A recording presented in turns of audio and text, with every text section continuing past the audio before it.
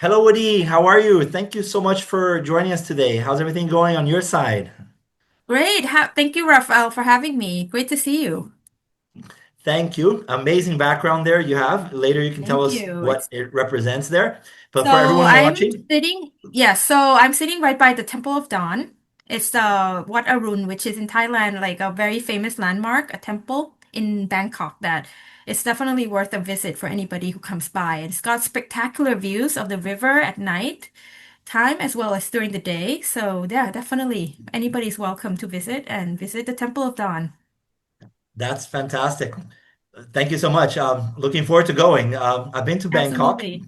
uh, many years ago, and some of the famous beaches there. So I'm really excited to have someone representing Thailand in this project. For those watching, we have Wadee Deeprawat from Thailand. The idea of this project is to invite international experts in business in different markets around the world to talk a little bit more about the cultural and communication aspects of doing business in their countries. So we really appreciate your time, Woody, joining us. We have 7 questions we've asked all our interviewees, and we will start now. To begin Sure. with, tell us a little bit more about you and what kind of work do you do, Woody, so everybody can learn more about your background. I work in international development for the past 2 decades. I do communication and program management. I've worked in several roles and my work experience has, been in many different diverse sectors, including climate change, programs, human rights, and disaster management. So I spent the first few years of my career in the US and then relocated back to Thailand about over 15 years ago. And then now I'm working for an international organization, a regional project on promoting plastic circularity in Southeast Asia, 11 countries across ASEAN. And just recently, I also had like a short-term assignment in South Korea where I also did like communication and knowledge management project working through like an international organization on their under their monitoring or under their evaluation unit. Yeah, I work with diverse groups of people, and I also enjoy talking about cultural differences and sharing my experiences. So I also most recently earned like a coaching certification where I also work with professionals across different fields in doing like helping people navigate change and more importantly like adapt to different environments and learn more about themselves. So it's been a very pleasant experience and like a lot of learning and meeting people, diverse groups of people, and living in different countries and things. So yeah, it's been an enjoyable ride so far. No, perfect. Thank you, and congratulations on this international career. And we met when we both lived in Washington, D.C., and that's what Yep. when I thought about inviting someone for Thailand. You're the first person that came up in my mind because of this international experience, knowledge that you have, skills, and you understand how to work with different people. You yourself have lived in different countries, so it's great to have you and you here, and obviously the local cultures in Thailand. So thanks for that. Moving to the second question, what are some things you recommend people to do or say when first meeting and speaking with a person who they might be interested in working together on a project or business opportunity in Thailand? And also, what should they not do or say in this first encounter? Okay, so in Thailand, when you meet people, the common way to greet is the why. So you would greet people with that, and like especially if you're meeting an older person, in a business setting, professional setting, it would be common to rather than like have physical contact in the first go, you would give like a wide greeting, and then it would be also polite to address somebody as Mr. or Miss using or their first name, but the Thai word for that would be kun. So for example, สวัสดีค่ะคุณ Raphael, like hello, kun Raphael. Like that applies to both men and women, so that's a very appropriate way to greet someone. And then it's like more like the communication generally, like be gentle and respectful. We also, we respect our elderly a lot, and seniority does play a lot, like an important role in Thai culture. So, To be polite is very important and avoid like touching somebody, maybe tapping somebody on the shoulder or especially the head would not be appropriate because especially if they're older than you, then you would want to show respect. Um, yeah, so you would like greet them like politely and understand a little bit of the culture or the nuance of the organization going in to meet with people. That would be a great start. The second part of your question was like not to do, correct? Yes, right. What should they avoid doing in this first Okay. encounter?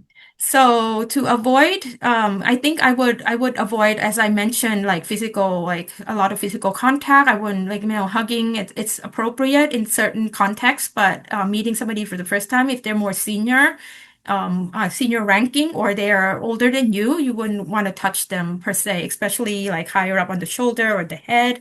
And pointing your feet at somebody is very disrespectful, so you would avoid that.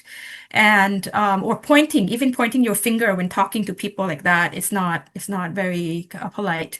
So talking when you're like speaking to somebody, or maybe a conversation wouldn't be like, you wouldn't want to criticize politics, for example. Local politics is more like, for local people talk a lot about local politics, but as a foreigner, you might be a little bit like cautious to not criticize. And then especially like, I mean, a lot of people know this, but like criticizing the royal family in Thailand carries like a penalty. There are strong lèse-majesté laws here, so you wouldn't want to avoid those kind of topics, perhaps. Yeah, but in general, Thai people are very friendly and open to foreigners, so I feel like foreigners would feel very welcome coming here. Great. Thanks for the insights. I've been to Thailand. I've always felt very comfortable. Some of the nicest people, more hospitable people I've met in my life have been in Thailand. So I totally agree with you. Great insights. Thanks, Woody. Moving to the third question. We recognize that it's important to have a deeper cultural understanding of a local place when doing business there. What cultural aspects should be considered when doing business in Thailand? You already mentioned a little bit of it, but anything else that we can understand, the cultural aspects? Yeah, so I mentioned a little bit about the courtesy and the respect. So, showing respect in a professional setting, in any type of professional setting, if you're meeting higher ranking businessmen or you're meeting government officials, you want to also realize that Thai society in many ways is set in a very hierarchical setting. So government agencies or informal institutions, decision making usually would come from like the more senior person. So it follows kind of a traditional structure. So understanding who the senior decision makers are in within the organization or the people who you're talking to would be appropriate. And also, like when you talk, you don't want to raise your voice so much because that could be seen as a sign of aggression or disrespect. So you want to keep your voice like polite and like low and to not cause like what maybe the appropriate word is to not cause anyone to lose face. So in disagreeing, you could be direct, but you have to be a little bit subtle in some ways to when you're trying to point to make your point or you're trying to make your views understood that could be contradictory to what other people are thinking. You want to be a little bit cautious and make it sound appropriate and respectful. Great. Very useful. Very important tips, Woody. Thanks. So moving to the fourth question. If someone does not speak Thai, what do you suggest a foreigner to do to be able to communicate more successfully with locals in Thailand? And so he can do business, he can communicate locally and get things done.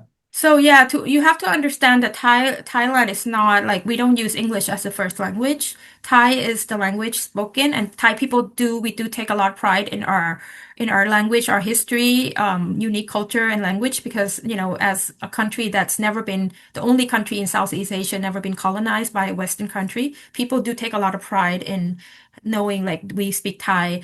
But in modern day, like talking about like in current settings, mostly like younger people tend to be very open to English and like pop culture per se. So maybe people do are a little bit more comfortable to speak English in certain settings or business settings or professional settings. But I think to realize that because English is not a first language, you might want to consider having an interpreter.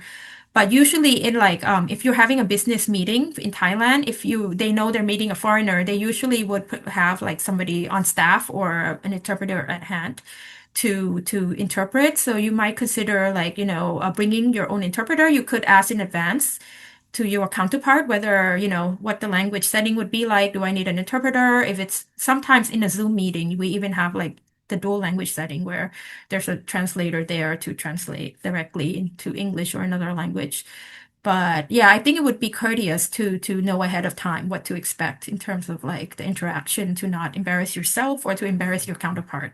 Great, Woody. And but just an add-on, we know Thailand is a very popular tourist destination, beautiful beaches. I've been there when I was very young, beautiful. So do you, and those people who live around those areas, who work around the local Thais who live there and work there, do they speak more English? Is it easier to communicate with them there? Because we're talking more the business side Mhm. but now with the tourism, how does that work? So in Bangkok, a lot of people do like in maybe street vendors. Sometimes they understand the basic English, like to ask price. Maybe they'll understand it. They'll try to communicate with foreign and tourists that I've seen also firsthand. Like they would try hard, but like with modern technology, there's apps that you could use. Google Translate or Papago that would translate for you easily. But I think to bear that in mind though, and not assume that everybody speaks English.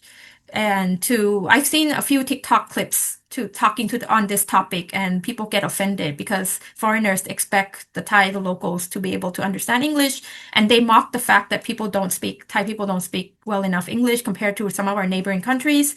So that could become contentious, but I think to be respectful and understanding in that sense would be great. So carry an app like Google Translate with you for like basic stuff, but I think if you were going to live here longer term, it might help you to learn some of the basic phrases, numbers, and price negotiation, how much, kind of like asking them how much it is, or like some of very, very basic phrases would be helpful.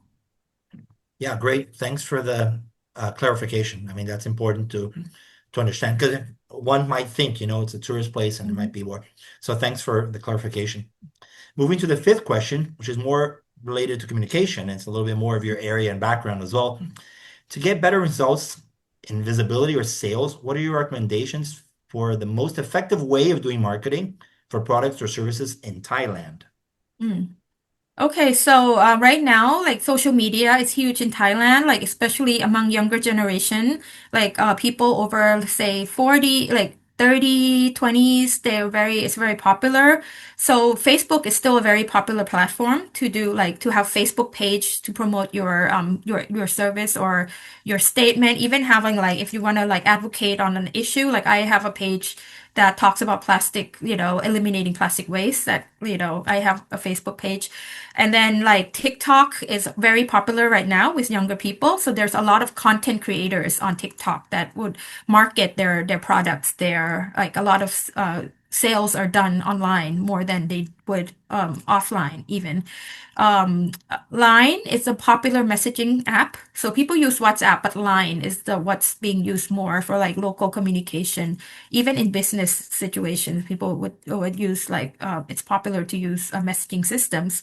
And also I think to be successful in your promoting your service or your project, it might be useful to learn about some of the local influencers and who are the key opinion leaders to get more visibility for what you're doing, like to sell to the local market, because it's important to not only like the language, but like to know the local market, what the trends are. So you would want to consult with your partner or local counterpart if possible, or hire a local consultant beforehand to prepare if you want to promote your business or your service here in Thailand that would be helpful.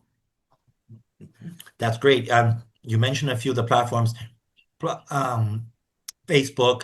What Instagram also is it popular there? Just to have an Yeah, idea of Instagram is. what are the main the platforms that are most used for a business, for So example.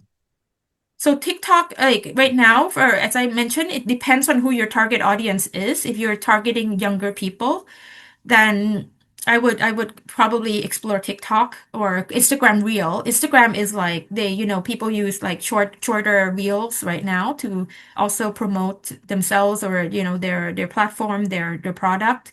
So yeah, Instagram is popular, but it depends on as I'm saying, like the audience you're targeting. Facebook maybe among older people, 40 up, like mid 30s, 40s, 50s. Facebook is still a very, very common platform.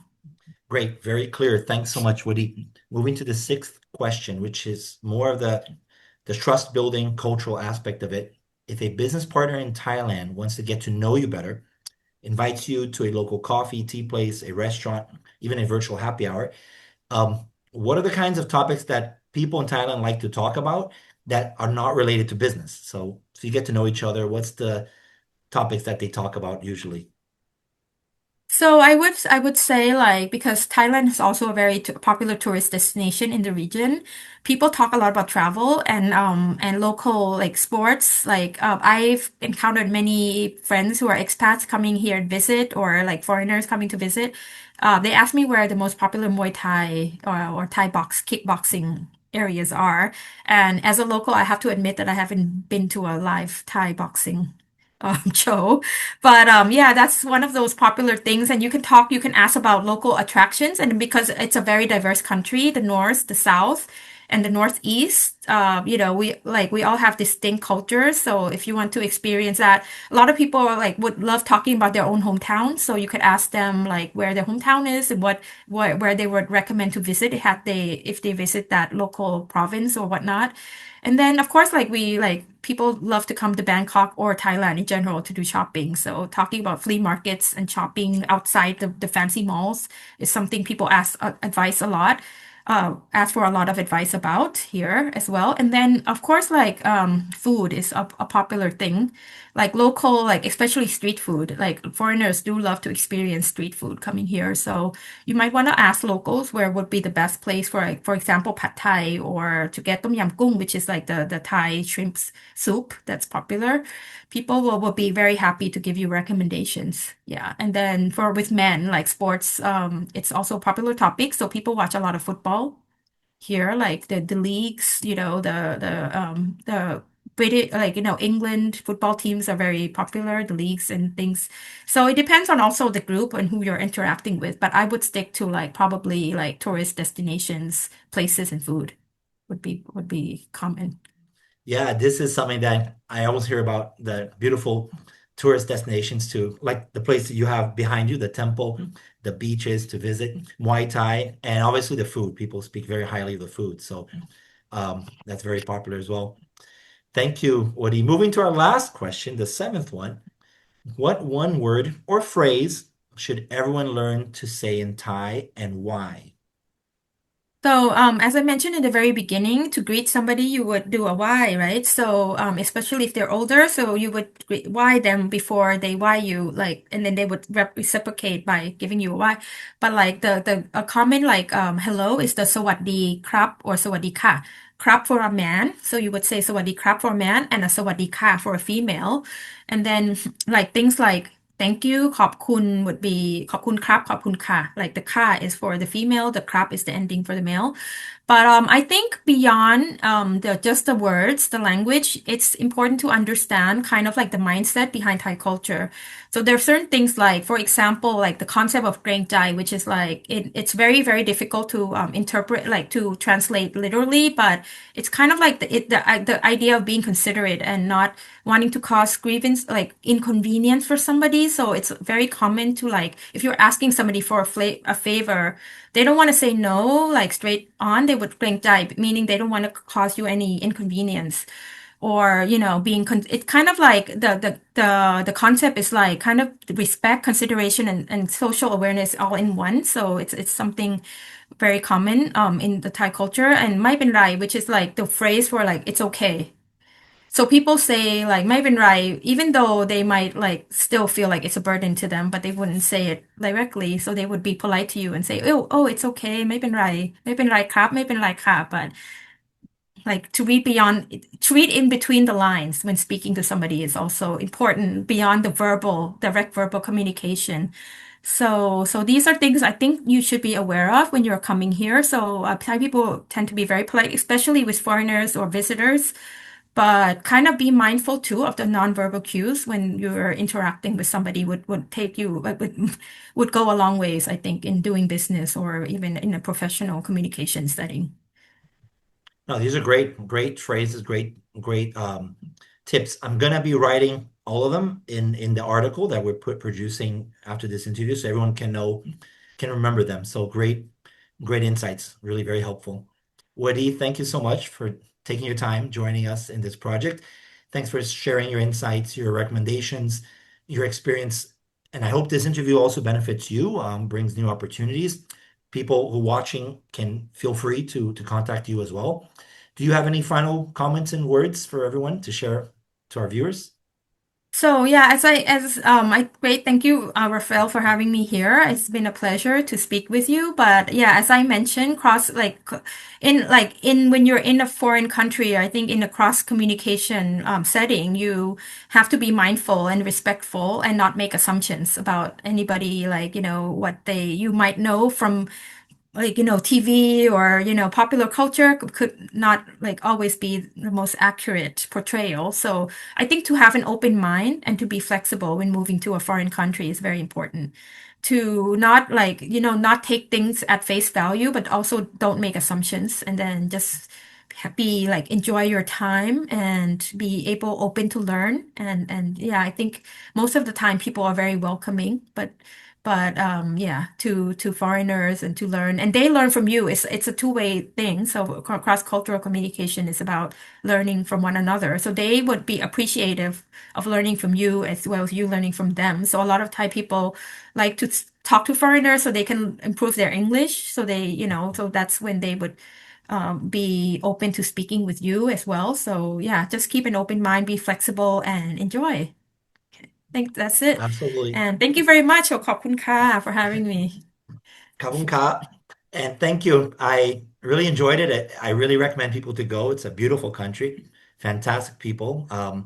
So I thank you for sharing your experience and your insights so everybody can learn. Thank Thank you. you. Bye, Woody. Bye. ขอบคุณค่ะ